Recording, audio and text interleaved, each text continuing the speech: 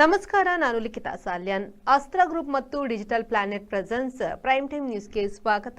Powered by Malabar gold and diamonds, forks wagon Mangaluru. ಇದೀಗ ಸುದ್ದಿಯ ವಿವರ. ಪಕ್ಷದ ಕಾರ್ಯಕ್ರಮಗಳಲ್ಲಿ ಭಾಗವಹಿಸದೆ ಚುನಾವಣೆ ಬಂದಾಗ ಟಿಕೆಟ್ಗಾಗಿ ಪೈಪೋಟಿ ನಡೆಸಿದರೆ ಯಾವುದೇ ಪ್ರಯೋಜನವಿಲ್ಲ. ಪಕ್ಷದ ಚಟುವಟಿಕೆಯಲ್ಲಿ ಸಕ್ರಿಯರಾದವರಿಗೆ ಮಾತ್ರ ವಿವಿಧ ಹುದ್ದೆ ಚುನಾವಣೆಯಲ್ಲಿ ಅವಕಾಶ ನೀಡಲಾಗುವುದು ಎಂದು ಉಳ್ಳಾಲ ಬ್ಲಾಕ್ ಕಾಂಗ್ರೆಸ್ ಅಧ್ಯಕ್ಷ ರಮೇಶ್ ಶೆಟ್ಟಿ ಬೋಳಿಯಾರ್ ಹೇಳಿದರು. ಉಳ್ಳಾಲ ಬ್ಲಾಕ್ ಕಾಂಗ್ರೆಸ್ ಆಶ್ರಯದಲ್ಲಿ ಉಳ್ಳಾಲ ಬ್ಲಾಕ್ ಕಾಂಗ್ರೆಸ್ ಕಿಸಾನ್ ಘಟಕದ ವತಿಯಿಂದ ಸಸಿ ವಿತರಣೆ, ಕಾಂಗ್ರೆಸ್ನ ವಿವಿಧ ಘಟಕಗಳ ನೂತನವಾಗಿ ಆಯ್ಕೆಯಾದ ಪದಾಧಿಕಾರಿಗಳಿಗೆ ನಡೆದ ಅಭಿನಂದನಾ ಕಾರ್ಯಕ್ರಮದ ಅಧ್ಯಕ್ಷತೆ ವಹಿಸಿ ಅವರು ಮಾತನಾಡಿದರು. ಯಾಕಂದರೆ ಉಳ್ಳಾಲ ನಗರಸಭೆಯ ವ್ಯಾಪ್ತಿಯ ಎಲ್ಲ ಭಾಗದಲ್ಲಿ ಇನ್ನು ಅಂಡರ್ಗ್ರೌಂಡ್ ಕೇಬಲ್ 200 ಕೋಟಿ ರೂಪಾಯಿಯಲ್ಲಿ ಅನುದಾನದಲ್ಲಿ ಅಲ್ಲಿ ಅಂಡರ್ಗ್ರೌಂಡ್ ಕೇಬಲ್ ಹೋಗುವಂಥ ಜನರಿಗೆ ತೊಂದರೆ ಆಗಬಾರ್ದು ಅಂತ ಹೇಳಿಕೊಂಡು ಅಂಥ ವ್ಯವಸ್ಥೆಯನ್ನು ಕೂಡ ಮಾಡಿದ್ದಾರೆ. ಎಲ್ಲ ಈಗ ಇನ್ನು ಯಾವ ಪ್ಲ್ಯಾನ್ ಅವರಲ್ಲಿ ಇದೆ ಅಂತ ಹೇಳಿದರೆ, ಇನ್ನು ನಮ್ಮ ಸಮುದ್ರದ ಬದಿಯಲ್ಲಿ ಸೋಮೇಶ್ವರ ತಲಪಾಡಿ ತನಕ, ನಮ್ಮ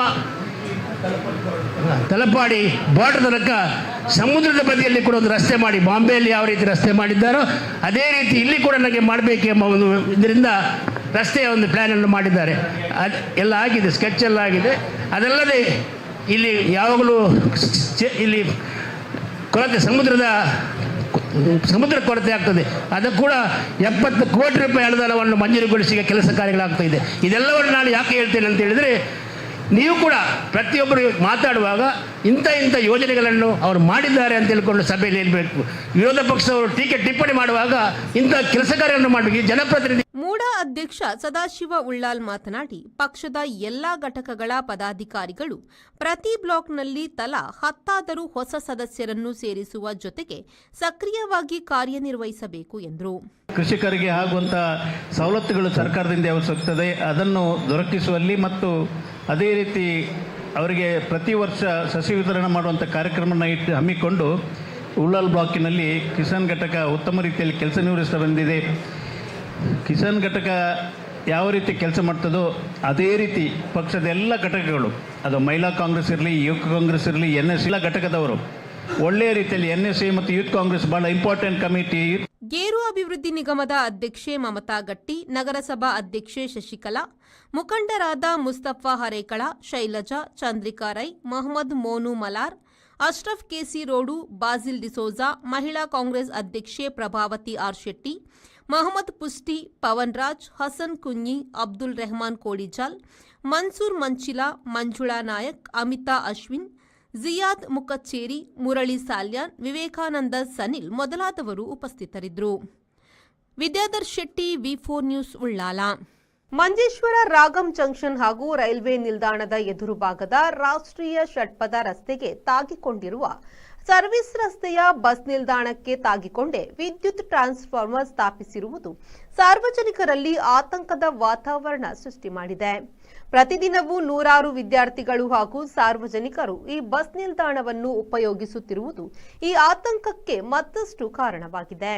ಸ್ಥಳೀಯ ನಿವಾಸಿಗಳ ಹೇಳಿಕೆಯ ಪ್ರಕಾರ ಬಸ್ ನಿಲ್ದಾಣದ ಬಳಿ ನಿರಂತರವಾಗಿ ಜನರ ಓಡಾಟವಿರುವ ಸ್ಥಳದಲ್ಲೇ ವಿದ್ಯುತ್ ಟ್ರಾನ್ಸ್ಫಾರ್ಮರ್ ಸ್ಥಾಪಿಸಿರುವುದು ಅಪಾಯವನ್ನು ಆಹ್ವಾನಿಸುವಂತಿದೆ. ಕೆಲವೊಮ್ಮೆ ವಿದ್ಯುತ್ ಪರಿಕರಗಳಲ್ಲಿ ಉಂಟಾಗುವ ದೋಷಗಳು ಅಥವಾ ಶಾರ್ಟ್ ಸರ್ಕ್ಯೂಟ್ನಂತಹ ತೊಂದರೆಗಳು ಭಾರೀ ಅಪಾಯಕ್ಕೆ ಕಾರಣವಾಗಬಹುದು ಎಂಬ ಆತಂಕ ವ್ಯಕ್ತವಾಗುತ್ತಿದೆ.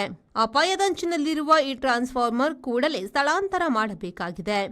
ಬಸ್ ನಿಲ್ದಾಣಕ್ಕೆ ತಾಗಿ ಟ್ರಾನ್ಸ್ಫಾರ್ಮರ್ ಇಡುವುದು ಎಷ್ಟು ಸುರಕ್ಷಿತ? ಇಲ್ಲಿ ನಿತ್ಯ ಶಾಲಾ ಕಾಲೇಜು ಮಕ್ಕಳು ನಿಂತು ಬಸ್ ಕಾದಿರುತ್ತಾರೆ.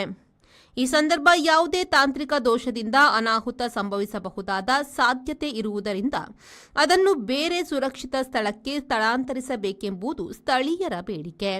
ಇಂತಹ ವಿಷಯಗಳಲ್ಲಿ ಜಾಣ ಕುರುಡುತನ ಪ್ರದರ್ಶಿಸುತ್ತಿರುವ ಮಂಜೇಶ್ವರ ಗ್ರಾಮ ಪಂಚಾಯತ್ ಅಧಿಕಾರಸ್ಥರ ಹಾಗೂ ವಿದ್ಯುತ್ ಸೆಕ್ಷನ್ ಅಧಿಕಾರಿಗಳ ಪ್ರತಿಕ್ರಿಯೆ ಇನ್ನಷ್ಟೇ ಬರಬೇಕಾಗಿದೆ. ಆದರೆ ಸಾರ್ವಜನಿಕರ ಹಿತದೃಷ್ಟಿಯಿಂದ ಈ ಬಗ್ಗೆ ಶೀಘ್ರ ಕ್ರಮ ಕೈಗೊಳ್ಳುವ ತುರ್ತು ಅಗತ್ಯವಿದೆ. ವರದಿಗಾರರು ಸ್ಥಳಕ್ಕೆ ಭೇಟಿ ನೀಡಿದಾಗ ಟ್ರಾನ್ಸ್ಫಾರ್ಮರ್ನ ಇಳಿಜಾರಿನ ಬಳಿ ಯಾವುದೇ ತಡೆಗೋಡೆ, ಎಚ್ಚರಿಕೆಗೆ ಸೂಚನಾ ಫಲಕಗಳು ಅಥವಾ ಸುತ್ತ ಯಾವುದೇ ಭದ್ರತೆಗಳು ಕಂಡುಬಂದಿಲ್ಲ. ಇಂಥ ಸ್ಥಳಗಳಲ್ಲಿ ಕನಿಷ್ಠ ಭದ್ರತಾ ಕ್ರಮಗಳನ್ನು ತೆಗೆದುಕೊಳ್ಳುವುದು ಕಡ್ಡಾಯ ಎಂಬ ಒತ್ತಾಯ ವ್ಯಾಪಕವಾಗಿದೆ.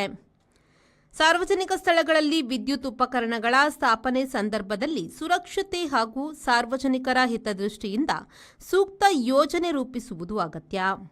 ಮಂಜೇಶ್ವರದಲ್ಲಿ ಉದ್ಭವಿಸಿರುವ ಈ ರೀತಿಯ ಸಮಸ್ಯೆಗೆ ತಕ್ಷಣ ಪರಿಹಾರ ಒದಗಿಸಲು ಸಂಬಂಧಿತ ಇಲಾಖೆ ಗಂಭೀರವಾಗಿ ಕ್ರಮ ಕೈಗೊಳ್ಳಬೇಕೆಂಬುದು ಸಾರ್ವಜನಿಕರ ಒತ್ತಾಯವಾಗಿದೆ. മഞ്ചേശ്വര ടൗൺ ഡാമിന് വശത്ത് ഇലക്ട്രിക് ട്രാൻസ്ഫോർ അത് അപകട സാധ്യതയിൽ കിടക്കുന്നുണ്ട്. അതിൽ ഒരുപാട് സ്കൂൾ കുട്ടികളും ഒരുപാട് ജനങ്ങളും കുട പിടിച്ച് പോകുന്നുണ്ട്. ചിലപ്പോൾ തട്ടിപ്പോയാൽ കുട്ടിയുടെ ജീവിതം പോകും. അതുകൊണ്ട് അധികാരികൾ ഇതിനെ ഒന്നും തന്നെ മനസ്സിലാക്കിയിട്ടില്ല. എത്രയും പെട്ടെന്ന് അത് നോക്കിയിട്ട് അതിനുള്ള വേണ്ട വ്യവസ്ഥ ചെയ്യണമെന്ന് KVയോട് ഞാൻ അപേക്ഷിക്കുന്നു. ರೆಹಮಾನುದ್ದಿ ಅವರ ವಿ4 ನ್ಯೂಸ್ ಮಂಜೇಶ್ವರ.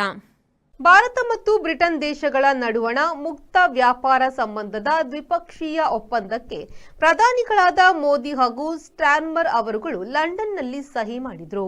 ಈ ಒಪ್ಪಂದದನ್ವಯ 2030 ವೇಳೆಗೆ ವ್ಯಾಪಾರ ವ್ಯವಹಾರವನ್ನ ಈಗಿನ ದುಪ್ಪಟ್ಟು ಮಟ್ಟಕ್ಕೆ ಒಯ್ಯುವ ಗುರಿಯನ್ನ ಇಟ್ಟುಕೊಳ್ಳಲಾಗಿದೆ. ಭಾರತದ ವಾಣಿಜ್ಯ ಮಂತ್ರಿ ಪಿಯೂಷ್ ಗೋಯಲ್ ಅವರು ಬ್ರಿಟನ್ನ ವ್ಯಾಪಾರ ವ್ಯವಹಾರ ಮಂತ್ರಿ ಜೊನಾಥನ್ ರೆನಾಲ್ಡ್ಸ್ ಈ ಬಗೆಗಿನ ಒಪ್ಪಂದದ ಕರಡು ಸಿದ್ಧಪಡಿಸಿದ್ರು. ಭಾರತದ ಪ್ರಧಾನಿ ಮೋದಿ ಮತ್ತು ಬ್ರಿಟನ್ ಪ್ರಧಾನಿ ಕಿರ್ ಸ್ಟಾರ್ಮರ್ ಅವರಿಗೆ ಇವನ್ನ ನೀಡಿ ಸಹಿ ಕರ್ತವ್ಯ ಮುಗಿಸಲಾಗಿದೆ. ಭಾರತೀಯ ಕೃಷಿಕರು ಈ ಒಪ್ಪಂದದಿಂದ ಸುಸ್ಥಿರ ಅಭಿವೃದ್ಧಿ ಕಾಣುವರು ಮತ್ತು ಹೆಚ್ಚಿನ ಲಾಭ ಗಳಿಸುವರು ಎಂದು ನಿರೀಕ್ಷಿಸಲಾಗಿದೆ. ಕೃಷಿ ಉತ್ಪನ್ನಗಳನ್ನು ಬ್ರಿಟನ್ ಮತ್ತು ಬ್ರಿಟನ್ ಮೂಲಕ ಯುರೋಪಿನ ದೇಶಗಳಿಗೆ ರಫ್ತು ಮಾಡಲು ಒಪ್ಪಂದದಲ್ಲಿ ಒತ್ತು ನೀಡಲಾಗಿದೆ. ಬ್ರಿಟನ್ನಿಂದ ಆಮದು ಮಾಡಿಕೊಳ್ಳುವ ಕೃಷಿ ಸರಕು ಸುಂಕ ಮುಕ್ತವಾಗಿರುತ್ತದೆ. ಕಡಲು, ಕೃಷಿ ಮೀನು ರಫ್ತು, ಫಿಶ್ ಮಿಲ್ ರಫ್ತು ಮೊದಲಾದವುದಕ್ಕೂ ಈ ಒಪ್ಪಂದದಲ್ಲಿ ಒತ್ತು ನೀಡಲಾಗಿದೆ. ಬಂಟರಯಾನೆ ನಾಡವರ ಸಂಘ ಬೈಂದೂರು ಇವರ 30ರ ಸಂಭ್ರಮ 2025ರ ರಾಷ್ಟ್ರೀಯ ಸಾಂಸ್ಕೃತಿಕ ಸ್ಪರ್ಧೆಯ ಆಮಂತ್ರಣ ಪತ್ರಿಕೆ ಬಿಡುಗಡೆ ಹಾಗೂ ಸುದ್ದಿಗೋಷ್ಠಿಯು ಬೈಂದೂರು ಬಂಟರ ಸಮುದಾಯ ಭವನದಲ್ಲಿ ನಡೆಯಿತು.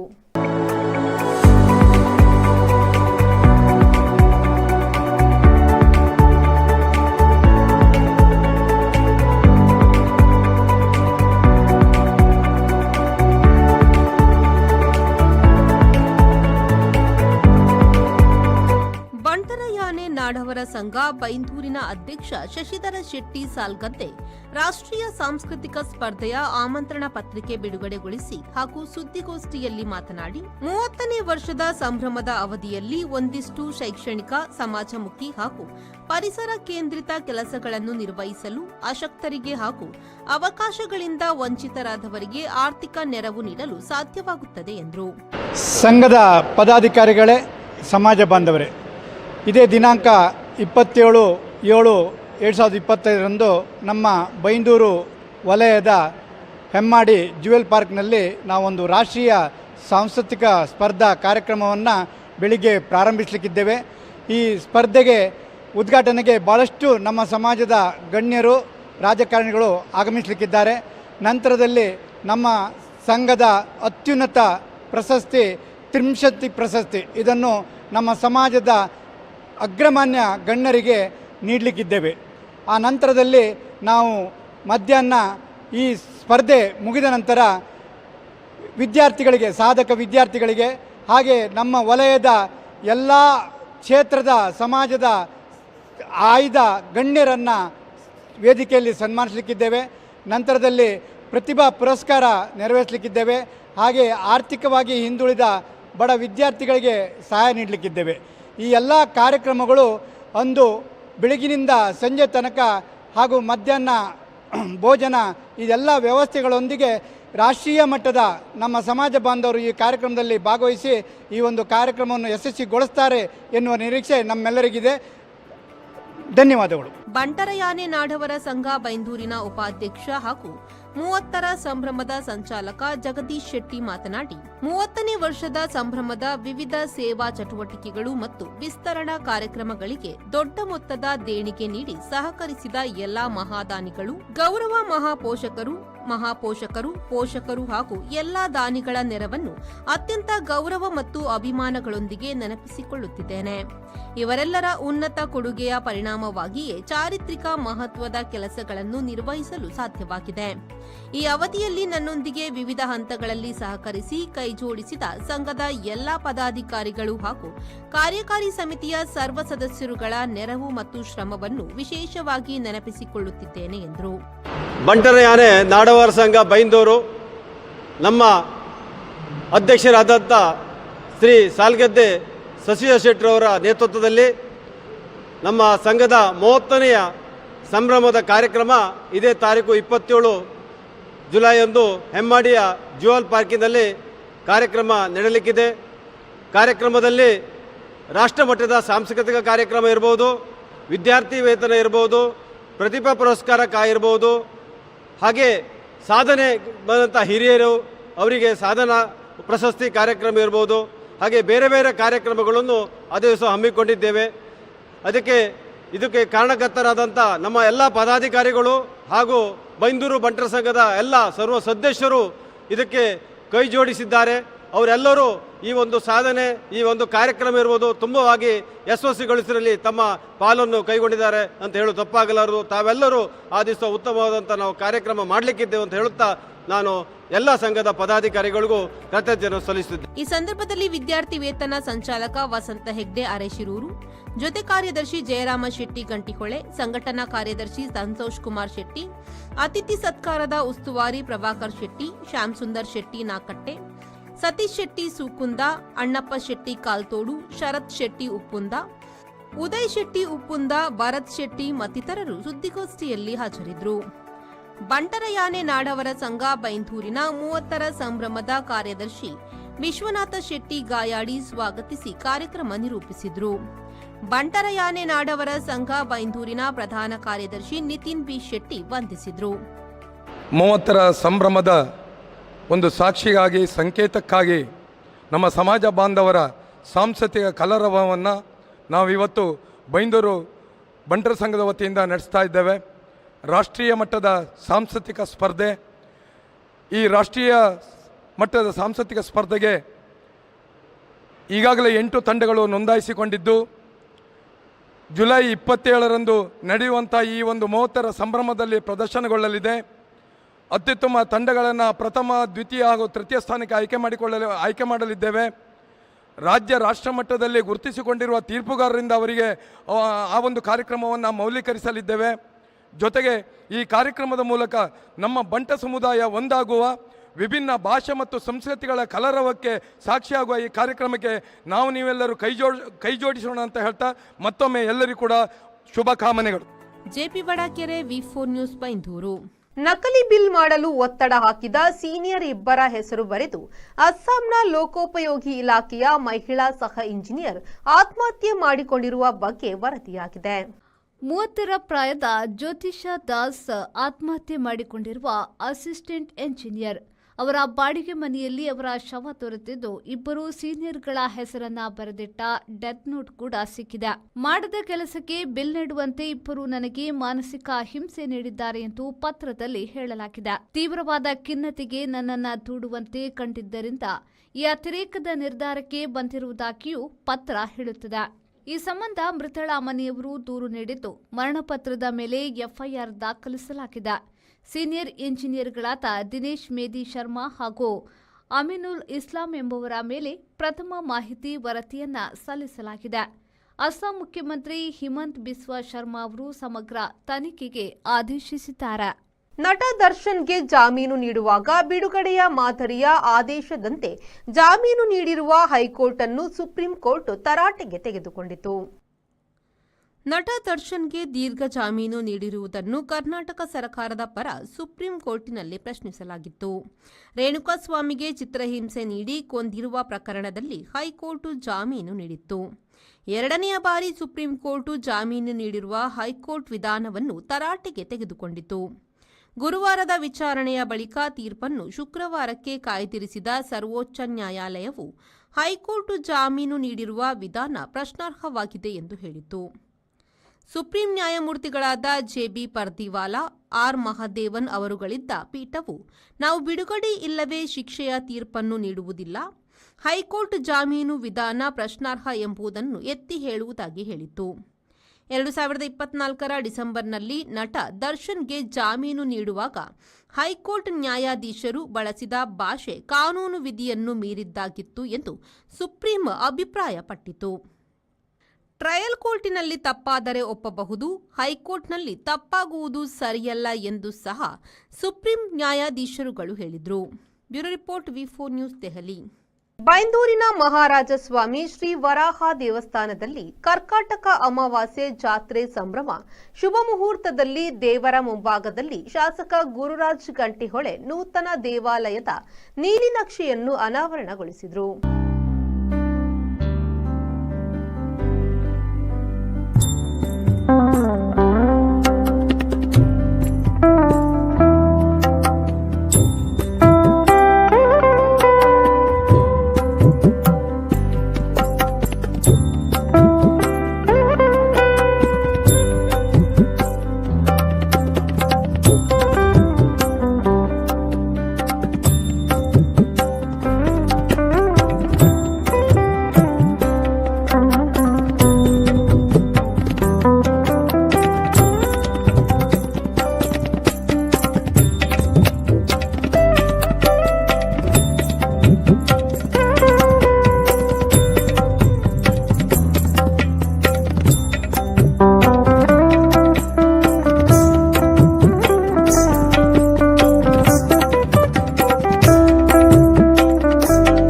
ಮಾಜಿ ಶಾಸಕ ಕೆ ಗೋಪಾಲ್ ಪೂಜಾರಿಯವರು ಅಭಿವೃದ್ಧಿ ಸಮಿತಿಯ ವಿಜ್ಞಾಪನಾ ಪತ್ರವನ್ನು ಬಿಡುಗಡೆಗೊಳಿಸಿ ಶುಭ ಹಾರೈಸಿದರು.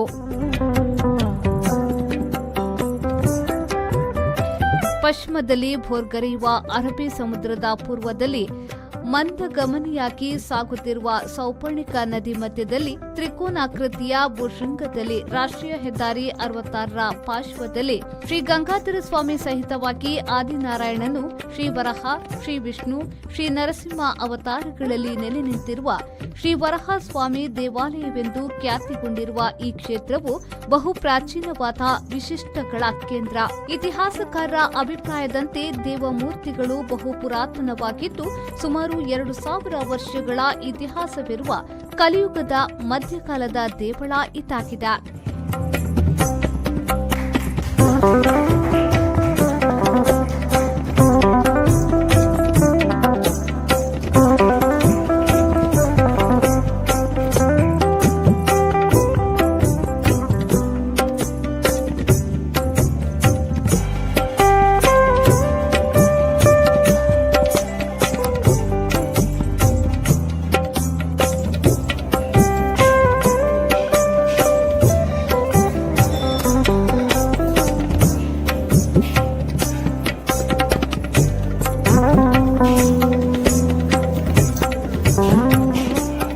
ಜೀರ್ಣೋದ್ಧಾರ ಸಮಿತಿಯ ಅಧ್ಯಕ್ಷರಾದ ರಾಜಶೇಖರ್ ಹೆಬ್ಬಾರ್ ಅವರು ಮಾತನಾಡಿ, ಇಂತಹ ಅಭೂತಪೂರ್ವ ಇತಿಹಾಸದ ಕಾರ್ಣಿಕ ಕ್ಷೇತ್ರದ ದೇವಾಲಯವು ಶಿಥಿಲಗೊಂಡಿದ್ದು ಅನಿವಾರ್ಯವಾಗಿ ಪುನರ್ ನಿರ್ಮಾಣ ಮಾಡಲೇಬೇಕಾಗಿದೆ. ಈ ಬಗ್ಗೆ ಜಿಲ್ಲಾಧಿಕಾರಿಗಳ ನಿರ್ದೇಶನದಂತೆ ದೇವಾಲಯದ ಅಭಿವೃದ್ಧಿ ಸಮಿತಿ ನೇಮಕಗೊಂಡಿದ್ದು ಕಳೆದ 10 ತಿಂಗಳಿಂದ ಕಾರ್ಯಪ್ರವೃತ್ತವಾಗಿದೆ. ಈಗಾಗಲೇ ವಾಸ್ತುತಜ್ಞರ ಅಭಿಪ್ರಾಯದಂತೆ ದೇವಾಲಯದ ನೀಲಿನಕ್ಷೆ ತಯಾರಾಗಿದ್ದು ಶಾಸಕರು ಹಾಗೂ ಮಾಜಿ ಶಾಸಕರ ನೇತೃತ್ವದಲ್ಲಿ ದೇವಸ್ಥಾನದ ಅಭಿವೃದ್ಧಿಗೆ ಚಾಲನೆ ನೀಡಲಾಯಿತು. ದೇವಾಲಯದ ಗರ್ಭಗುಡಿ, ಎಡನಾಳಿ, ತೀರ್ಥ ಮಂಟಪ, ಸುತ್ತುಪೌಳಿ, ಸ್ವಾಗತ ಮಂಟಪ, ರಾಜಗೋಪುರ, ಕ್ಷೇತ್ರ ಪಾಲಕುಡಿ, ನೂತನ ಧ್ವಜಸ್ತಂಭ, ನೈವೇದ್ಯ ಕೋಣೆ, ನೂತನ ದಾಸೋಹ ಭವನ, ವ್ಯವಸ್ಥಿತ ಅಡುಗೆ ಕೋಣೆ ಮತ್ತು ಸಭಾಭವನ ಹಾಗೂ ಶ್ರೀ ಗಂಗಾಧರ ಸ್ವಾಮಿಯ ದೇವಾಲಯ ನಿರ್ಮಾಣ ಮುಂತಾದ ಜೀರ್ಣೋದ್ಧಾರ ಕಾರ್ಯಗಳು ನಡೆಯಲಿದ್ದು ನಂತರ ಶ್ರೀದೇವರ ಪುನರ್ ಪ್ರತಿಷ್ಠಾ ಬ್ರಹ್ಮ ಕುಂಭಾಭಿಷೇಕ ನಡೆಯಬೇಕಿದೆ. ಈ ಬಗ್ಗೆ ದೈವಜ್ಞರ ಸಲಹೆಯಂತೆ ಪೂರ್ವಭಾವಿಯಾಗಿ ಸಾಮೂಹಿಕ ಪ್ರಾರ್ಥನೆಯನ್ನ ನಡೆಸಿ ಮುಷ್ಟಿ ಕಾಣಿಕೆ ಸಮರ್ಪಣೆ ಮಾಡಲಾಗಿದೆ. ಈ ಎಲ್ಲಾ ಕಾರ್ಯಗಳಿಗೆ ಅಂದಾಜು 15 ಕೋಟಿ ರೂಪಾಯಿಗಳ ಅವಶ್ಯಕತೆ ಇದ್ದು ಭಕ್ತರ ಸಹಕಾರದಿಂದ ಮಾತ್ರ ಸಾಧ್ಯ. ಶ್ರೀದೇವರ ಭಕ್ತರಾದ ತಾವೆಲ್ಲ ತನು ಮನ ಧನಗಳಿಂದ ಸೇವೆ ಸಲ್ಲಿಸಿ ಶ್ರೀ ವರಹ, ಶ್ರೀ ವಿಷ್ಣು, ಶ್ರೀ ನರಸಿಂಹ, ಶ್ರೀ ಗಂಗಾಧರ ದೇವರ ಪರಮಾನುಗ್ರಹಕ್ಕೆ ಪಾತ್ರರಾಗಬೇಕೆಂದು ತಮ್ಮಲ್ಲಿ ವಿನಂತಿಸುತ್ತೇನೆ ಎಂದರು. ನಮ್ಮ ಎಲ್ಲ ಸಮಿತಿಯವರು ಎಲ್ಲರೂ ಸೇರಿ ಈ ದೇವಾಲಯವನ್ನು ಪುನರ್ ನಿರ್ಮಾಣ ಮಾಡುವಂಥ ನಾವು ಈಗಾಗಲೇ ಹೆಜ್ಜೆ ಇಟ್ಟಿದ್ದೇವೆ. ಸುಮಾರು 1 ವರ್ಷದಿಂದ ಕಾರ್ಯಪ್ರವೃತ್ತರಾಗಿದ್ದೇವೆ. ಈ ದೇವಸ್ಥಾನಕ್ಕೆ 9 ಮಾಗಣೆ ಇದ್ದು 9 ಮಾಗಣೆಯಿಂದ ಸುಮಾರು 10,280 ಭಕ್ತರು ಈಗಾಗಲೇ ಮನೆಯವರು ಈಗಾಗಲೇ ನಮ್ಮೊಟ್ಟಿಗೆ ಅವರ ವಿಳಾಸಗಳನ್ನು ಕೊಟ್ಟು ಬೆರೆತುಕೊಂಡಿದ್ದಾರೆ. ಸುಮಾರು 15 ಕೋಟಿ ವೆಚ್ಚದಲ್ಲಿ ಈ ದೇವಾಲಯವನ್ನು ನಿರ್ಮಾಣ ಮಾಡುವಂಥ ಗುರಿ ಇಟ್ಟುಕೊಂಡು ನೀಲಿನಕ್ಷೆಯನ್ನು ಈಗ ತಯಾರು ಮಾಡಲಾಗಿದೆ. ಸಂಬಂಧಪಟ್ಟ ಪರಿಣಿತರ ತಜ್ಞರೊಟ್ಟಿಗೆ ಸೇರಿಕೊಂಡು, ಯಾಕಂದರೆ ಒಂದು ಕಡೆ ಸಮುದ್ರ ಒಂದು ಕಡೆ ನದಿ ಇರುವುದರಿಂದ ಭೂಮಿಯ ವ್ಯವಸ್ಥೆಗಳಿಗೆ ಗುಣಮಟ್ಟಕ್ಕೆ ಪರಿಸ್ಥಿತಿಯನ್ನು ನಿಭಾಯಿಸಿಕೊಂಡು ಕನ್ಸ್ಟ್ರಕ್ಷನ್ ಮಾಡಬೇಕೆನ್ನುವ ದೃಷ್ಟಿಯಿಂದ ಪರಿಣಿತ ತಜ್ಞರಿಂದ ಈಗಾಗಲೇ ನಕ್ಷೆಗಳನ್ನು ತಯಾರು ಮಾಡಲಾಗಿದೆ. ಈ ದಿನ ಬೆಳಿಗ್ಗೆ ಮಾನ್ಯ ಶಾಸಕರಾದಂಥ ಶ್ರೀ ಗುರುರಾಜ್ ಗಂಟೆಹೊಳೆಯವರು ನಕ್ಷೆಯನ್ನು ಅನಾವರಣಗೊಳಿಸಿದರು ಮತ್ತು ನಮ್ಮ ಮಾಜಿ ಶಾಸಕರು ಧಾರ್ಮಿಕ ಮುಖಂಡರಾದಂಥ ಗೋಪಾಲ್ ಪೂಜಾರಿಯವರು ಬೆಳಿಗ್ಗೆ ಮನವಿಯನ್ನು ಬಿಡುಗಡೆ ಮಾಡಿದರು. ಸುಮಾರು ಮುಂದಿನ ದಿನದಲ್ಲಿ 10,000 ಮನೆಗಳಿಗೂ ಕೂಡ ನಾವು ಅಕ್ಷತಾ ಅಭಿಯಾನವನ್ನು ಇಟ್ಟುಕೊಂಡು 10,000 ಮನೆಯವರನ್ನು ಈ ದೇವಾಲಯಕ್ಕೆ ಕರ್ಕೊಂಬರಲಿಕ್ಕೆ ನಾವು ನಮ್ಮ ಪ್ರಯತ್ನಗಳನ್ನು ಚಾಲನೆಯಲ್ಲಿಟ್ಟಿದ್ದೇವೆ. ಈ ಹಿಂದಿನ 1000 ವರ್ಷಗಳ ಕಾಲ ಹಿಂದೆ ಈ ದೇವಾಲಯ ನಿರ್ಮಾಣ ಆಗಿಲ್ಲ. ಮುಂದಿನ ಇನ್ನೊಂದು 1000 ವರ್ಷಕ್ಕೆ ಈ ದೇವಾಲಯದ ಪುನರ್ ನಿರ್ಮಾಣದ ಭಾಗ್ಯ ಇನ್ನೊಬ್ಬರಿಗೆ ಸಿಗುವುದಿಲ್ಲ. ಈ ಪೀಳಿಗೆಯವರು ಎಲ್ಲರೂ ಇದರೊಟ್ಟಿಗೆ ಬೆರೆತುಕೊಳ್ಬೇಕು, ಅವರದ್ದು ಆದಂಥ ಸೇವೆಯನ್ನು ಇದರಲ್ಲಿ ಮಾಡಬೇಕು. ಎಲ್ಲರೂ ಸೇರಿ ಈ ದೇವಾಲಯವನ್ನು ನಿರ್ಮಾಣ, ಶಾಸ್ತ್ರ ಹೇಳುವುದಾಗೆ ಯಾರ ಒಬ್ಬರಿಂದ ದೇವಸ್ಥಾನ ಆಗ್ಬೋದು, ಎಲ್ಲರೂ ಬಂದು ದೇವಸ್ಥಾನ ಮಾಡಬೇಕು ಎನ್ನುವಂಥ ಪರಿಕಲ್ಪನೆ ಇಟ್ಟುಕೊಂಡು 10,000 ಮನೆಯನ್ನು ಸೇರಿಸಿಕೊಂಡು ಸುಮಾರು 50,000 ಭಕ್ತರನ್ನು ಸೇರಿಸ್ಕೊಳ್ಬೇಕೆನ್ನುವಂಥ ಅಭಿಪ್ರಾಯ ಇಟ್ಟುಕೊಂಡು ಈ ಅಭಿವೃದ್ಧಿ ಸಮಿತಿ ಕಾರ್ಯಪ್ರವೃತ್ತರಾಗಿದೆ. ಮುಂದಿನ 3 ವರ್ಷದಲ್ಲಿ ಈ ದೇವಾಲಯವನ್ನು ಪುನರ್ ನಿರ್ಮಾಣ ಮಾಡಬೇಕೆನ್ನುವಂಥದ್ದು ನಮ್ಮ ಗುರಿ. ಅದಕ್ಕೆ ದಯವಿಟ್ಟು ಮಾಧ್ಯಮದವರಲ್ಲಿ ನಮ್ಮೆಲ್ಲ ವಿನಂತಿ, ಎಲ್ಲ ಭಕ್ತಾದಿಗಳಿಗೆ ಹೆಚ್ಚಿನ ಈ ವಿಷಯವನ್ನು ತಿಳಿಸಿ. ಇದೊಂದು ಕಾರಣಿಕವಾದಂಥ ದೇವಸ್ಥಾನ.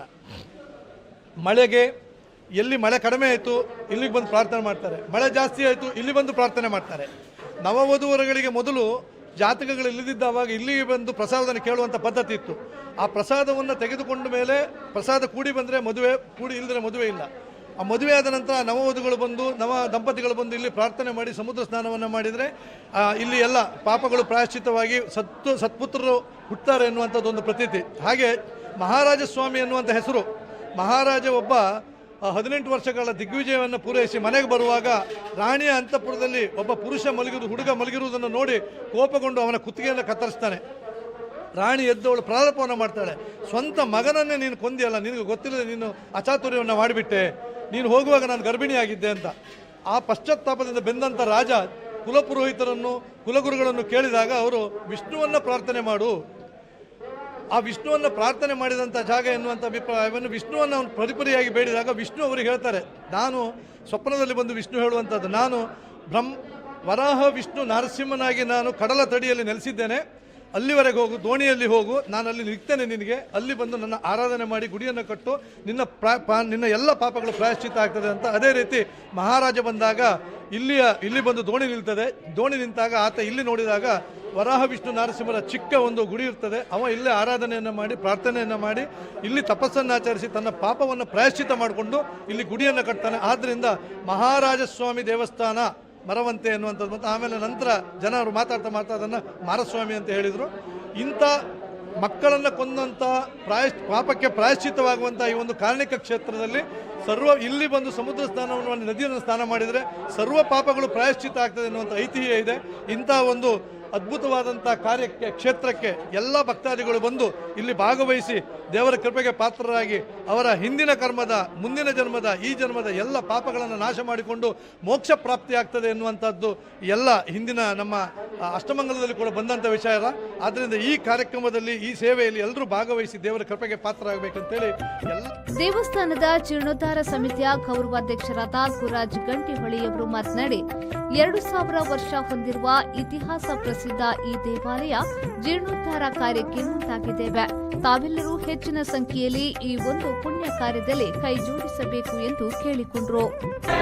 ಇವತ್ತು ಕರ್ಕಾಟಕ ಅಮಾವಾಸ್ಯೆ. ನಮ್ಮ ಕ್ಷೇತ್ರದಲ್ಲಿ ಶ್ರೀ ವರಾಹ ಮಹಾರಾಜ ದೇವಸ್ಥಾನ, ಮಹಾರಾಜ ಸ್ವಾಮಿ ವರಾಹ ದೇವಸ್ಥಾನ ಸಮುದ್ರ ಸ್ನಾನ ವಿಶೇಷ. ಹಿಂದಿನಿಂದ ಸಾವಿರಾರು ವರ್ಷಗಳಿಂದ ನಡ್ಕೊಂಡು ಬಂದಂಥ ಪದ್ಧತಿ ಇಲ್ಲಿ. ನವವಧುವರರು ಹಿಂದೆ ಎಲ್ಲ ಎಲ್ಲಿ ತೋರಿಸೋದಕ್ಕೆ ಕೇಳಿದರೆ ಮಾರಸ್ವಾಮಿ ದೇವಸ್ಥಾನ ಅಂತ ಹೇಳಿಬಿಡ್ತೇವೆ ಸ್ಥಳೀಯವಾಗಿ. ಮಾರಸ್ವಾಮಿ ದೇವಸ್ಥಾನದಲ್ಲಿ ಮದುಮಕ್ಕಳು ಪ್ರಸಾದ ನೋಡಿ ಇಲ್ಲಿಂದ ಆರಂಭ ಮಾಡ್ತಿದ್ದರು. ಅದಾದ ಮೇಲೆ ನವವಧುಗಳು ಇಲ್ಲಿ ಸಮುದ್ರ ಸ್ನಾನ ಮಾಡಿ ಆರಂಭ ಮಾಡ್ತಾರೆ ಅಂತ ಲೆಕ್ಕ. ಈ ವರ್ಷ ವಿಶೇಷ ಅಂತೇಳಿ ಹೇಳಿದರೆ 2000 ಇತಿಹಾಸ ಇರುವ ಈ ದೇವಸ್ಥಾನದ ಜೀರ್ಣೋದ್ಧಾರ ಕಾರ್ಯ ಆರಂಭ ಮಾಡಿದ್ದಾರೆ. ಮಾನ್ಯ ರಾಜಶೇಖರ ಹೆಬ್ಬಾರ ನೇತೃತ್ವದಲ್ಲಿ ವಿಶೇಷವಾಗಿ ಹೆಚ್ಚು ಕುಟುಂಬಗಳನ್ನು ನಂಬಿಕೊಂಡಂಥ ಎಲ್ಲ ಕುಟುಂಬಗಳನ್ನು ಒಳಗೊಂಡು ಮಾಡಬೇಕು ಅನ್ನುವಂಥದ್ದು. ಅದ್ಯಾವುದೋ ಹಣದ ಸಾಮರ್ಥ್ಯ ಮತ್ತೊಂದು ಅಂತೇಳಿ ಅಲ್ಲ, ಸುತ್ತಮುತ್ತ ಇರುವ 10,000 ಮನೆಗಳು, ಆ ಮನೆಗಳಿಂದ ಪ್ರತಿಯೊಬ್ಬರು ಒಳಗೊಳ್ಳುವಂತೆ ಭಾಗವಹಿಸುವ ಹಾಗೆ ಮಾಡಿಕೊಳ್ತಾ ಇದ್ದಾರೆ. ಎಲ್ಲರನ್ನೂ ವಿಶ್ವಾಸಕ್ಕೆ ತಗೊಂಡು ಹೋಗ್ತಾ ಇದ್ದಾರೆ. ಅವ್ರ ಕಾರ್ಯಕ್ಕೆ ಊರಿನ ದೊಡ್ಡ ತಂಡ ಅವರ ಬೆನ್ನಿಗಿದೆ. ದೇವರ ಕೆಲಸ, ನಾವೆಲ್ಲರೂ ಶ್ರದ್ಧಾ ಭಕ್ತಿಯಿಂದ ಅವ್ರ ಜೊತೆಗೆ ಭಾಗವಹಿಸಿ ಈ ಐತಿಹಾಸಿಕವೂ ಹೌದು, ಪುರಾತನವೂ ಹೌದು, ಪ್ರಾಚೀನವಾದಂಥ ಈ ದೇವಸ್ಥಾನ ನಮ್ಮೂರಿನಲ್ಲಿ ಆಗ್ತಾ ಇರೋದು. ನಾವೆಲ್ಲರೂ ಯಾವುದು ಮರವಂತೆ ಅಂತೇಳಿ ಹೇಳ್ತೇವೆ ಕೇಳಿದರೆ ಹೈವೇ ಇದೆ, ಅದಕ್ಕಿಂತ ಆಚೆ ಸಮುದ್ರ ಇದೆ, ಈಚೆಗಿಂತ ನದಿ ಇದೆ ಅಂತೇಳಿ ಹೇಳಿ. ಆದರೆ ನಮಗಿರುವುದು ಹೇಗೆ ಕೇಳಿದರೆ ಮಧ್ಯ ದೇವಸ್ಥಾನ ಇದೆ, ಆಚೆ ಸಮುದ್ರ ಇದೆ, ಈಚೆ ನದಿ ಇದೆ, ಸೌಪರ್ಣಿಕ ನದಿ ಅನ್ನುವಂಥದ್ದು. ಹಾಗಾಗಿ ಇಂಥ ಒಂದು ವಿಶೇಷವಾದಂಥ ದೇವಸ್ಥಾನ, ಐತಿಹಾಸಿಕವಾಗಿಯೂ ಪ್ರಾಚೀನವಾಗಿಯೂ ದೊಡ್ಡ ಇತಿಹಾಸ ಇರುವಂಥ ಈ ದೇವಸ್ಥಾನದ ಜೀರ್ಣೋದ್ಧಾರ ಪ್ರಕ್ರಿಯೆಯಿಂದಾಗಿ ಈ ವರ್ಷದ ಜಾತ್ರೆ ನಮಗೆ ತುಂಬ ವಿಶೇಷ. ಸೊ ಇಂಥ ಒಂದು ದೇವರ ಕೆಲಸದಲ್ಲಿ ನಾವೆಲ್ಲರೂ ಭಾಗವಹಿಸುವ, ದರ್ಶನವನ್ನು ತಗೊಳ್ಳುವ, ದೇವರ ಆಶೀರ್ವಾದ ಎಲ್ರಿಗೂ ಇರಲಿ ಅಂತೇಳಿ ಹೇಳಿ ಈ ಸಂದರ್ಭದಲ್ಲಿ ಕೇಳ್ಕೊಳ್ತೇನೆ. ಈ ಸಂದರ್ಭದಲ್ಲಿ ದೇವಸ್ಥಾನ ಸಮಿತಿ ಅಧ್ಯಕ್ಷರಾದ ರಾಜೇಶ್ ಹೆಬ್ಬಾರ್, ಪ್ರಧಾನ ಕಾರ್ಯದರ್ಶಿ ರವಿ ಮಡಿವಾಳ್ ಮರವಂತೆ, ಜೀರ್ಣೋದ್ಧಾರ ಸಮಿತಿಯ ಸರ್ವ ಸದಸ್ಯರು, ಊರಿನ ಗ್ರಾಮಸ್ಥರು, ವ್ಯವಸ್ಥಾಪನಾ ಸಮಿತಿಯ ಸದಸ್ಯರು ಉಪಸ್ಥಿತರಿದ್ದರು. ಜೆಪಿ ಬಡಾಕೆರೆ, ವಿ4 ನ್ಯೂಸ್, ಬೈಂದೂರು. ಪತ್ರಿಕೆ ಓದುವುದು ದೃಷ್ಟಿಕೋನ ವಿಸ್ತಾರಕ್ಕೆ ದಾರಿ. ವಿದ್ಯಾರ್ಥಿಗಳ ಬುದ್ಧಿ ವಿಕಸನಕ್ಕೆ ಪತ್ರಿಕೆ ಓದುವ ಅಭ್ಯಾಸ ಅಗತ್ಯ. ವಿದ್ಯಾರ್ಥಿಗಳು ಪ್ರತಿದಿನ ವಿವಿಧ ಪ್ರಕಾರದ ಪತ್ರಿಕೆಗಳನ್ನು ಓದುವ ಮೂಲಕ ತಮ್ಮ ಬುದ್ಧಿ ವಿಕಾಸ ಹಾಗೂ ಸಮಾಜದ ವಿಷಯಗಳಲ್ಲಿ ಗಾಢ ಅರಿವು ಪಡೆದುಕೊಳ್ಳಬೇಕು ಎಂದು ಉಡುಪಿ ಟಿಎಂಎ ಪೈ ಮಹಾವಿದ್ಯಾಲಯದ ಸಮನ್ವಯಾಧಿಕಾರಿ ಡಾಕ್ಟರ್ ಮಹಾಬಲೇಶ್ವರ ರಾವ್ ಹೇಳಿದರು. ಅವರು ಕಾರ್ಕಳ ತಾಲೂಕು ಕಾರ್ಯನಿರತ ಪತ್ರಕರ್ತರ ಸಂಘ ಮತ್ತು ಕ್ರಿಯೇಟಿವ್ ಪದವಿ ಪೂರ್ವ ಕಾಲೇಜು ಸಹಯೋಗದಲ್ಲಿ ಕಾಲೇಜಿನ ಸಪ್ತಸ್ವರ ವೇದಿಕೆಯಲ್ಲಿ ಆಯೋಜಿಸಿದ 2025 ಪತ್ರಿಕಾ ದಿನಾಚರಣೆ ಕಾರ್ಯಕ್ರಮವನ್ನು ಉದ್ಘಾಟಿಸಿ ಮಾತನಾಡಿದರು. ಒಂದೇ ಪತ್ರಿಕೆಯಲ್ಲಿ ಸೀಮಿತವಾಗದೆ 5 ಅಥವಾ ಹೆಚ್ಚು ಸ್ಥಳೀಯ, ರಾಷ್ಟ್ರೀಯ ಮತ್ತು ಅಂತಾರಾಷ್ಟ್ರೀಯ ಪತ್ರಿಕೆಗಳನ್ನು ಓದಿದರೆ ದೈನಂದಿನ ಸುದ್ದಿಗಳನ್ನು ವಿವಿಧ ದೃಷ್ಟಿಕೋನಗಳಿಂದ ಅರ್ಥ ಮಾಡಿಕೊಳ್ಳಲು ಸಾಧ್ಯವಾಗುತ್ತಿದೆ ಎಂದು ಅವರು ಅಭಿಪ್ರಾಯಪಟ್ಟರು. ಉತ್ಸಾಹಿ ಹಾಗೆ ಜನಸ್ನೇಹಿ ಠಾಣಾಧಿಕಾರಿಗಳಾಗಿರ್ತಕ್ಕಂಥ ಪ್ರಸನ್ನರವರೇ, ಆತ್ಮೀಯರಾದ ಶರೀಫ್ ರವರೇ, ಹಾಗೆ ನಮ್ಮ ಉಡುಪಿ ಜಿಲ್ಲಾ ಪತ್ರಕರ್ತರ ಸಂಘದ ಉಮೇಶ್ ಮಾರ್ಪಳ್ಳಿ ಅವರೇ ಮತ್ತೆಲ್ಲ ಆತ್ಮೀಯರೇ, ಈ ಕಾರ್ಯಕ್ರಮಕ್ಕೆ ಆಗಮಿಸಿರ್ತಕ್ಕಂಥ ಪತ್ರಿಕಾ ಬಂಧುಗಳೇ ಹಾಗೆ ಪ್ರೀತಿಯ ವಿದ್ಯಾರ್ಥಿಗಳೇ, ಇವತ್ತಿನ ದಿವಸ ನಮ್ಮ ಸಂಸ್ಥೆಯಲ್ಲಿ ಈ ವರ್ಷದ ಪತ್ರಿಕಾ ದಿನಾಚರಣೆ ಆಚರಣೆ ಮಾಡ್ತಿರುವಂಥದ್ದು ಬಹಳಷ್ಟು ಸಂತೋಷವನ್ನು ಕೊಡ್ತಾ ಇದೆ. ವಿಶೇಷವಾಗಿ ಕಾಲೇಜಿನ ಸಂಸ್ಥಾಪಕ ಅಶ್ವಥ್ ಎಸ್ಎಲ್ ಮಾತನಾಡಿ, ನೈತಿಕತೆ ಮತ್ತು ಸಮಾಜದ ಪರ ಬದ್ಧತೆಯನ್ನು ಹೊಂದಿದಾಗ ಮಾತ್ರ ಮಾಧ್ಯಮಗಳು ನ್ಯಾಯ, ಸತ್ಯ ಮತ್ತು ಸಮಾನತೆಯ ಸಾಧನಗಳಾಗಿ ಪರಿಣಮಿಸಬಲ್ಲವು ಎಂದರು. ಕಾರ್ಯಕ್ರಮ ನಿಮ್ಮ ಜೀವನವನ್ನು ಅಳವಡಿಸಿಕೊಳ್ಳಿ. ಇಲ್ಲಿ ಮಾತಾಡಿದಂಥವ್ರು ಯಾವುದೂ ಬೇಡದಿಲ್ಲ, ಎಲ್ಲದೂ ಜೀವನದಲ್ಲಿ ಬೇಕಾಗಿರುವಂಥದ್ದು ನಿಮ್ಮ ಜೀವನದಲ್ಲಿ ಅಳವಡಿಸಿಕೊಳ್ಳಿ. ಹಾಗೆ ನಮ್ಮ ಪತ್ರಕರ್ತರ ಸಂಘದ ಎಲ್ಲ ಸದಸ್ಯರುಗಳು ಇವತ್ತು ಆಗಮಿಸಿದ್ದಾರೆ. ಯಾವತ್ತು ನಮ್ಮ ಪತ್ರಕರ್ತರಿಗೆ ಕೆಲವು ಕಾರ್ಯಕ್ರಮಗಳಲ್ಲಿ ನಾವೆಲ್ಲರೂ ಹೋಗುವುದಿಲ್ಲ, ಕೆಲವು ಕಡೆಗೆ ಹೋಗ್ಲಿಕ್ಕೆ ತುಂಬ ಕಾರ್ಯಕ್ರಮಗಳಿರ್ತವೆ, ಬೇರೆ ಬೇರೆ ಡಿವೈಡ್ ಮಾಡಿ ಹೋಗ್ತೇವೆ. ಅದೆಲ್ಲ ಕಾರ್ಯಕ್ರಮ ಒಳಗಿಟ್ಟು ನಮ್ಮ ಪತ್ರಕರ್ತರ ಕಾರ್ಯಕ್ರಮ ಆದ ಕಾರಣ ನಮಗೆ ಕಾರ್ಕಳ ಗ್ರಾಮಾಂತರ ಠಾಣೆಯ ಠಾಣಾಧಿಕಾರಿ ಪ್ರಸನ್ನ ಎಂಎಸ್ ಅವರು ಪತ್ರಿಕೆ ಓದುವುದರಿಂದ ಕನ್ನಡ ಭಾಷೆಯ ಬಳಕೆ ಮತ್ತು ಬರವಣಿಗೆಯ ಗುಣಮಟ್ಟ ಉತ್ತಮವಾಗುತ್ತದೆ ಎಂಬುದರೊಂದಿಗೆ ಸಾಮಾಜಿಕ ಮಾಧ್ಯಮದಲ್ಲಿ ಬರುವ ಜಾಹೀರಾತುಗಳಿಗೆ ನಂಬಿಕೆ ಇಡುವ ಪರಿಣಾಮ ಅಪರಾಧಗಳು ಹೆಚ್ಚಾಗುತ್ತಿರುವುದು ಗಂಭೀರ ವಿಷಯವಾಗಿದೆ ಎಂದರು. ಅದೊಂದು ಅಂತ ಹೇಳಿದರು.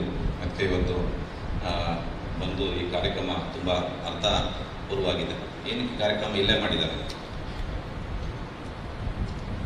ಬೇರೆ ನಮ್ಮನ್ನೆಲ್ಲ ಸೇರಿಸಿ ಇವರೆಲ್ಲ ಸೇರಿಸಿ ಮಾಡ್ಬೋದಾಗಿತ್ತಲ್ಲ, ಯಾಕಿಲ್ಲ ಮಾಡಿದ್ದಾರೆ? ಯಾಕೆ ಅಂದರೆ ಪತ್ರಕರ್ತರು ಇದ್ದಾರೆ ಅಂತ ನಿಮಗೆ ಗೊತ್ತಾಗಲಿ ಅಂತಲ್ಲ? ಇಲ್ಲ. ಮತ್ತೆ ತಾಲೂಕು ಪತ್ರಕರ್ತರ ಸಂಘದ ಅಧ್ಯಕ್ಷ ಮೊಹಮ್ಮದ್ ಶರೀಫ್, ಪತ್ರಿಕೆಗಳು ನಾಡು ನುಡಿ ಮತ್ತು ಸಂಸ್ಕೃತಿಯ ಉಳಿವಿಗೆ ಮತ್ತು ಬೆಳವಣಿಗೆಗೆ ಪ್ರಭಾವ ಬೀರುತ್ತದೆ ಎಂದು ಅಭಿಪ್ರಾಯಪಟ್ಟರು. ಅಪೂರ್ವವಾದ ವಿಷಯಗಳು ನಿಮ್ಮೂರಿನಲ್ಲಿ ಇರಬಹುದು, ಅದು ಪತ್ರಿಕೆಯವರ ಗಮನಕ್ಕೆ ಇದುವರೆಗೆ ಬಂದಿಲ್ಲದೆ ಇರಬಹುದು. ನೀವು ಅವರಿಗೆ ಮಾಹಿತಿ ಕೊಡ್ಬೋದು ಅಥವಾ ನೀವೇ ಬರೀಬಹುದು. ನೀವೇ ಜರ್ನಲಿಸಂ ಬಗ್ಗೆ, ಪತ್ರಿಕೋದ್ಯಮದ ಬಗ್ಗೆ ಆಸಕ್ತಿ ಬೆಳೆಸಿಕೊಳ್ಬೋದು. ಇದು ನಾನು ನನ್ನ ಅನುಭವದಿಂದ ಹೇಳೋ ಮಾತು. ನಾನು ಉದಯವಾಣಿ ಪತ್ರಿಕೆಗೆ, ಪ್ರಜಾವಾಣಿ ಪತ್ರಿಕೆಗೆ, ರೂಪತಾರ, ತುಷಾರ, ಈ ಎಲ್ಲ ಸಮುದಾಯ ವಾರ್ತಾಪತ್ರ, ಹೊಸತು, ಸಮಾಜಮುಖಿ. ಕಾರ್ಯಕ್ರಮದಲ್ಲಿ ಪತ್ರಿಕಾ ವಿತರಕ ಸದಾನಂದ ಪಾಟ್ಕರ್ ತೆಳ್ಳಾರು ಅವರನ್ನು ಸನ್ಮಾನಿಸಲಾಯಿತು.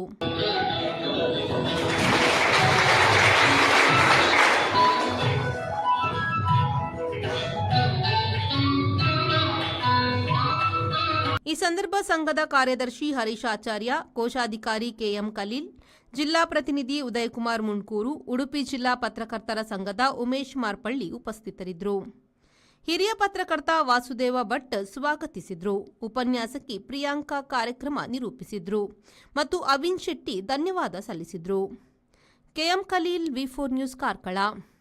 ಪುರಾಣ ಪ್ರಸಿದ್ಧ ಪರ್ವತ ಕ್ಷೇತ್ರ ಭೂ ಕೈಲಾಸ ಖ್ಯಾತಿಯ ಬಂಟ್ವಾಳ ತಾಲೂಕಿನ ನರಹರಿ ಶ್ರೀ ಸದಾಶಿವ ದೇವಸ್ಥಾನದಲ್ಲಿ ಆಟಿ ಅಮಾವಾಸ್ಯೆಯ ಪ್ರಯುಕ್ತ ವಿಶೇಷ ತೀರ್ಥ ಸ್ನಾನ ನಡೆಯಿತು. ಎಡೆಬಿಡದೆ ಸುರಿಯುತ್ತಿದ್ದ ಭಾರೀ ಮಳೆಯ ಮಧ್ಯೆಯೂ ಸಹಸ್ರಾರು ಸಂಖ್ಯೆಯಲ್ಲಿ ಭಕ್ತರು ದೇವಸ್ಥಾನಕ್ಕೆ ಭೇಟಿ ನೀಡಿ ಶಂಖ, ಚಕ್ರ, ಗದ, ಪದ್ಮಗಳೆಂಬ ತೀರ್ಥಕೂಪಗಳಲ್ಲಿ ಮಿಂದು ಪುನೀತರಾದರು. ಕ್ಷೇತ್ರದ ತೀರ್ಥಕೂಪದಲ್ಲಿ ಪುಣ್ಯ ಸ್ನಾನ ಮಾಡಿದ್ದಲ್ಲಿ ಚರ್ಮಾದಿ ರೋಗಗಳು ಸಹಿತ ಸಕಲ ಪಾಪಗಳು ನಿವಾರಣೆಯಾಗಿ ಪುಣ್ಯ ಲಭಿಸುತ್ತದೆ ಎನ್ನುವ ನಂಬಿಕೆಯಿಂದ ಮುಂಜಾನೆಯಿಂದಲೇ ಭಕ್ತರು ದೇವಸ್ಥಾನಕ್ಕೆ ಆಗಮಿಸುತ್ತಿದ್ದರು. ಆಟಿ ಅಮಾವಾಸ್ಯೆಯಂದು ನೂತನ ವಧೂವರರು ದೇವಸ್ಥಾನಕ್ಕೆ ಭೇಟಿ ನೀಡುವುದು ವಾಡಿಕೆ. ಅಂತೆಯೇ ಈ ದಿನವೂ ಹೆಚ್ಚಿನ ಸಂಖ್ಯೆಯಲ್ಲಿ ನೂತನ ದಂಪತಿಗಳು ದೇವಸ್ಥಾನ ಸಂದರ್ಶಿಸಿದ್ರು. ಕೆಲವು ಭಕ್ತರು ಹರಕೆಯ ರೂಪದಲ್ಲಿ ಉರಿಹಗ್ಗ ಸಮರ್ಪಿಸಿದ್ರು. ಮಧ್ಯಾಹ್ನ ಶ್ರೀದೇವರಿಗೆ ವಿಶೇಷ ಪೂಜೆಯೂ ನಡೆಯಿತು. ದೇವಸ್ಥಾನದ ಆಡಳಿತ ಮಂಡಳಿ ಅಧ್ಯಕ್ಷ ಡಾ ಪ್ರಶಾಂತ್ ಮಾರ್ಲಾ, ಜೀರ್ಣೋದ್ಧಾರ ಸಮಿತಿ ಅಧ್ಯಕ್ಷ ಡಾ ಆತ್ಮರಂಜನ್ ರೈ, ಆಡಳಿತ ಮಂಡಳಿ ಟ್ರಸ್ಟಿಗಳು ಉಪಸ್ಥಿತರಿದ್ದರು. ನಮ್ಮ ಕ್ಷೇತ್ರ ನರಹರಿ ಪರ್ವತ ಸದಾಶಿವ ದೇವಾಲಯ ಪಾಂಡಮಂಗಳೂರು, ಇಲ್ಲಿ ಒಂದು ವಿಶೇಷವಾದ ದಿನ. ಎತ್ತರ ಪ್ರದೇಶದಲ್ಲಿರುವ ಈ ಶಿವನ ದೇವಸ್ಥಾನಕ್ಕೆ ಬಂದು ಇಲ್ಲಿ ಇರುವ ತೀರ್ಥ ಕೂಪಗಳಲ್ಲಿ ಸ್ನಾನ ಮಾಡಿ ದೇವರ ದರ್ಶನ ಪಡೆದು ದೇವರ ಕೃಪೆಗೆ ಪಾತ್ರರಾಗ್ತಾ ಇದ್ದಾರೆ. ಈ ದಿನದಲ್ಲಿ ಬಂದು ಇಲ್ಲಿ ಮಿಂದರೆ ನಮ್ಮ ಕಷ್ಟಗಳೆಲ್ಲ ಪರಿಹಾರ ಆಗ್ತದೆ ಅಂತ ಹೇಳಿ ಒಂದು ಪ್ರತೀತಿ ಇದೆ. ನಮ್ಮ ಕ್ಷೇತ್ರ ಒಂದು ಪೌರಾಣಿಕವಾಗಿ ಒಂದು ಇಂಪಾರ್ಟೆಂಟ್ ಆಗಿರುವ ಒಂದು ಕ್ಷೇತ್ರ. ಕುರುಕ್ಷೇತ್ರ ಯುದ್ಧ ಆದ ಮೇಲೆ ಪಾಂಡವರು ತೀರ್ಥ ಯಾತ್ರೆಗೆ ಬಂದಾಗ ಒಂದು ದಿನ ಇಲ್ಲಿ ತಂಗಿದ್ದರು ಅಂತೇಳಿ ಪ್ರತೀತಿ. ಆಗ ಕೃಷ್ಣ ತನ್ನ ಆಯುಧವಾದ ಶಂಖಚಕ್ರ ಗದಾ ಪದ್ಮದಿಂದ ಇಲ್ಲಿ ತೀರ್ಥಕೂಪಗಳನ್ನು ಮಾಡಿದ್ದಾರೆ ಅಂತ ಪ್ರತೀತಿ ಇದೆ. ಹಾಗೆ ಇಲ್ಲಿ ಸಾವಿರಾರು ಜನರು ಈ ದಿನ ಇಲ್ಲಿ ಬಂದು ದೇವರ ದರ್ಶನಕ್ಕೆ ಪಾತ್ರರಾಗ್ತಾ ಇದ್ದಾರೆ. ನಮ್ಮ ಈ ದೇವಸ್ಥಾನವನ್ನು ಅಭಿವೃದ್ಧಿ ಮಾಡ್ತಾ ಇದ್ದೇವೆ, ಜೀರ್ಣೋದ್ಧಾರವನ್ನು ಮಾಡ್ತಾ ಇದ್ದೇವೆ. ಸುಮಾರು 6 ಕೋಟಿ ವೆಚ್ಚದಲ್ಲಿ ಸುಂದರವಾದ ಶಿಲಾಮಯ ದೇವಸ್ಥಾನವನ್ನು ಮಾಡಬೇಕು ಅಂತ ಇದ್ದೇವೆ. ಅದೇ ಪ್ರಕಾರ ಒಂದು ಸಭಾಭವನ ಹಾಗೂ ಒಂದು ಅನ್ನಛತ್ರವನ್ನು ಕೂಡ ನಾವು ಮಾಡಲಿಕ್ಕೆ ಬಯಸ್ತೇವೆ. ಇದನ್ನೆಲ್ಲ ನಾವು ಮಾಡಿ ಇದರ ಸುತ್ತಮುತ್ತ ಇರುವ ರಮಣೀಯ ದೃಶ್ಯವನ್ನು ಹಾಗೆ ಇಟ್ಟುಕೊಂಡು ಹಾಗೂ ಸುತ್ತಮುತ್ತಲಿ ಇಲ್ಲಿ ಇರುವ ಆಯುರ್ವೇದಿಕ ಗಿಡಮೂಲಿಕೆಗಳು ತುಂಬ ಇದ್ದಾವೆ, ಅದನ್ನೆಲ್ಲ ಹಾಗೆ ಉಳಿಸಿಕೊಂಡು ಈ ಒಂದು ಕಾಂಕ್ರೀಟ್ ಜಂಗಲ್ ಆಗದ ಹಾಗೆ ಇದನ್ನು ನಾವು ಮಾಡಬೇಕು ಅಂತ ಇದ್ದೇವೆ. ಸೊ ಭಕ್ತರು ಬಂದು ನಮ್ಮ ಕ್ಷೇತ್ರಕ್ಕೆ ಬಂದು ದೇವರ ದರ್ಶನವನ್ನು ಮಾಡಿ ದೇವರ ಕೃಪೆಗೆ ಪಾತ್ರರಾಗಬೇಕು. ಹಾಗೂ ಮುಂದಿನ ನಮ್ಮ ಜೀರ್ಣೋದ್ಧಾರ ಕಾರ್ಯಕ್ರಮಗಳಲ್ಲಿ ಕೂಡ ತಾವೆಲ್ಲರೂ ಭಾಗಿಯಾಗಬೇಕು ಅಂತ ನಾವು ಕೇಳ್ಕೊಳ್ತೇವೆ. ಸಂದೀಪ್ ಸಾಲ್ಯಾನ್, ವಿ4 ನ್ಯೂಸ್, ಬಂಟ್ವಾಳ. ಇದು ಈ ಹೊತ್ತಿನ ಪ್ರಮುಖ ಸುದ್ದಿ. ನಿರಂತರ ಸುದ್ದಿ ಮತ್ತು ಮನರಂಜನೆಗಾಗಿ ನೋಡ್ತಾ ಇರಿ ವಿ4 ನ್ಯೂಸ್.